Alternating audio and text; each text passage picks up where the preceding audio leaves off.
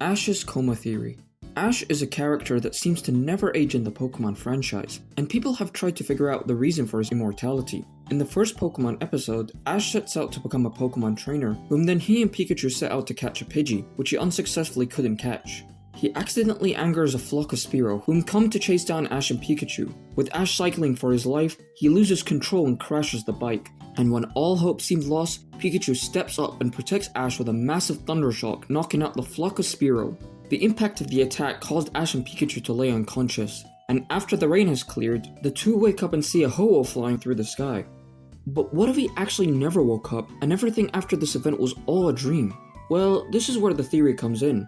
The theory suggests that everything that happens in the Pokemon anime afterwards, all the battles, friends, and Pokemon Ash has caught along the way were actually never real, and this whole time he was in a coma. This could explain as to why Ash doesn't age and why he's still 10 throughout the Pokemon franchise. Some other theories to this is that Ash got a wish from Ho-Oh to remain 10 so that he can continue traveling with his Pokemon, which I've explained more in a part 1 of Pokemon theories, so if you haven't watched that, be sure to check it out at the top link and in the link in the description down below. Mimikyu or Dead Pichu. Mimikyu is one of the saddest and loneliest Pokemon in the franchise. Introduced in Generation 7, its Pokédex states that it wears a rag fashioned into a Pikachu costume in an effort to look less scary. Unfortunately, the costume only makes it creepier. Many people wonder why it wants to look like Pikachu in the first place, with some theorizing that Mimikyu are actually Dead Pichu.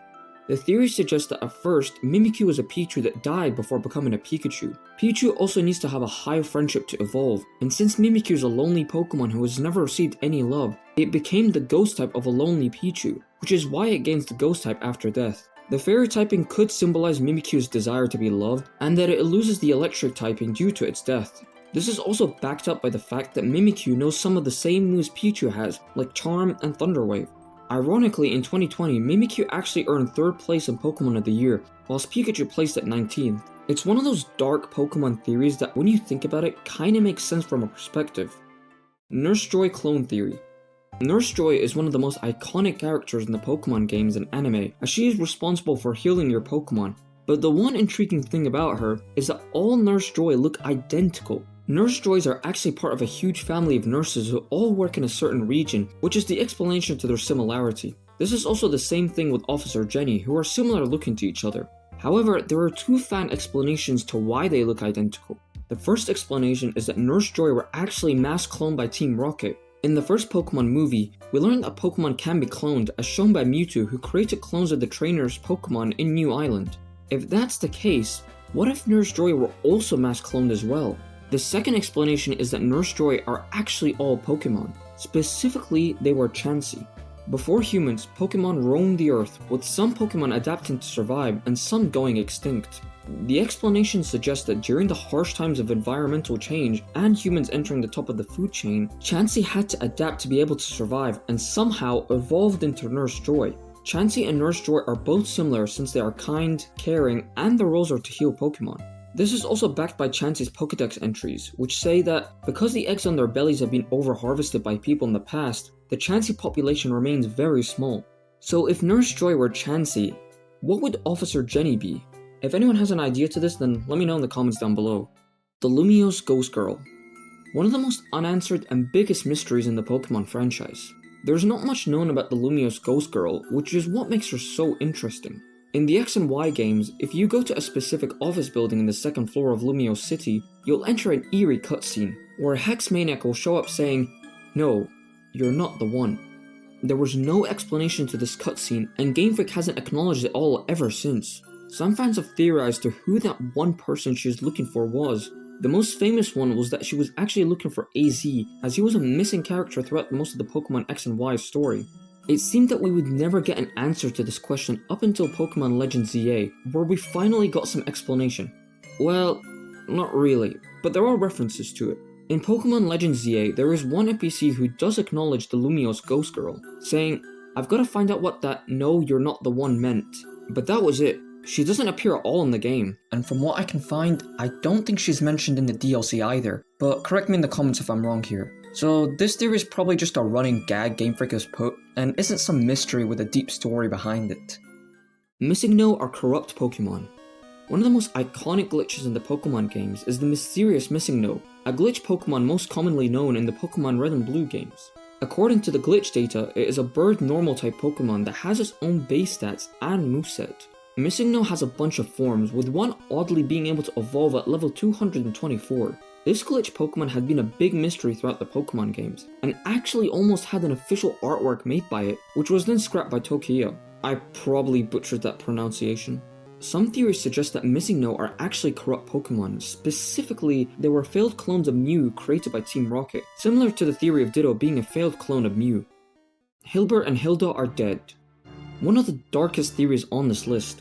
In the original Pokémon Black and White games, the two trainer protagonists, either Hilbert or Hilda, go off to face Ghetsis around the final part of the story. After Ghetsis' defeat, he was arrested and taken away by Alder and Sharon. 2 years have passed and Ghetsis has escaped and has brought back Team Plasma to capture Kyurem and infuse it with either Reshiram or Zekrom depending on the game. Luckily, N, your rival from Pokémon Black and White, returns in Pokémon Black and White 2 to help you. But something is different here.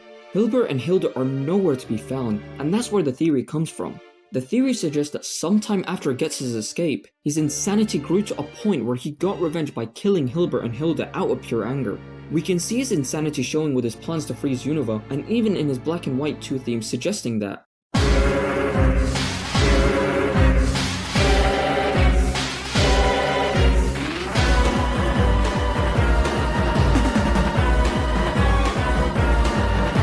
Even later on in the Ultra Sun and Ultra Moon games, in the Team Rainbow Rocket arc, after Ghetsis lost, he got so angry that he literally hit Lily. In Pokémon Black and White 2, you can go to Hilbert and Hilda's home, where you can talk to their mom, where she mistakens you for the original protagonists. The old reoccurring characters also mention Hilbert and Hilda, but don't know where they are. Even N doesn't know their whereabouts. But who knows, maybe this theory will be debunked someday, once Game Freak makes Legends Kyurem or Pokémon Black and White 3. Please, Game Freak, I need this. My game is kinda remakeless. Speed, I'm watching the stream while you try not to laugh, bro. That's disrespectful, bro. Lavender Town Syndrome. Lavender Town is a small town located in the Kanto region. Pokémon Red and Blue were originally released as Pokémon Red and Green in 1996 in Japan, and Lavender Town's theme sounded different back in the original Pokémon games compared to Pokémon Red and Blue. The creepy story suggests that because of the original Lavender Town's music containing extremely high frequency tones, that it caused many Japanese children aged 7 to 12 to gain severe illness and having a huge spike in death counts. The song caused around 200 children to die around this time. Some say that when you play the audio using special software, it apparently created images of unknown near the end of the audio, with the unknown translating to "get out."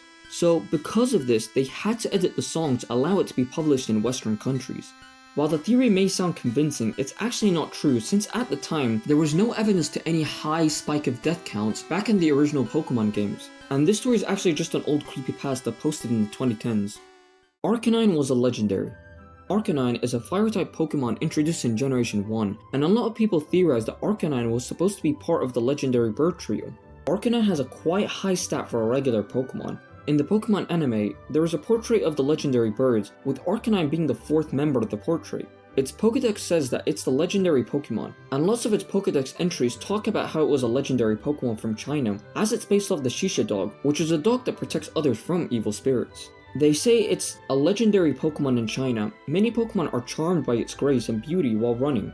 This legendary Chinese Pokemon is considered magnificent. Many people are enchanted by its grand mane. And a legendary Pokemon in the East. Many people are charmed by the grace and beauty of its running. Arcanine might have been planned to be the third legendary Pokemon of the legendary birds, with Articuno and Zapdos being the two duo birds, but was probably scrapped for Moltres instead. Venonat and Butterfree Connection Theory. The Caterpie and Venonat line are bug-type Pokemon introduced in Generation 1, but if you look at the evolution chart, they just don't feel right.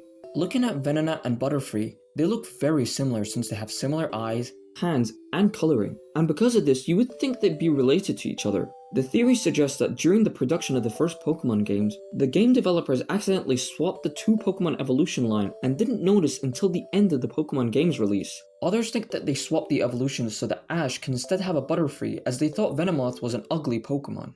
This theory is also similar to the Carabless and Shelmet evolution line, as if you swap the two evolutions, it looks like the evolutions just fit naturally with their appearance.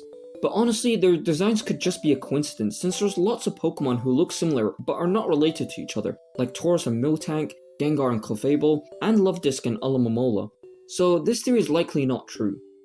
Kanto has more gyms.